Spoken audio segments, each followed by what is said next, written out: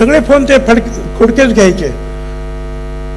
सोनिया गांधींच्या ऑफिसमधून फोन, ते ऑस्कर फर्नांडिस, शशिला दीक्षित, ते राजेश पायलट, ते आपले कलमाडी, मुकुल वासनिक जिवंत, ते आणिच विचार तुम्ही इकडे या, आम्ही तुम्हाला आजच पुढचा मुख्यमंत्री म्हणून जाहीर करतो. मी सांगितलं नाही, मी पवार साहेबांबरोबर राहणार, फुले शाहू आंबेडकरांचा विचार घेऊनच पुढे जाणार. आज काही जाऊन त्यांना विचारा, तो प्रश्न नाही आहे काय आला आणि काय.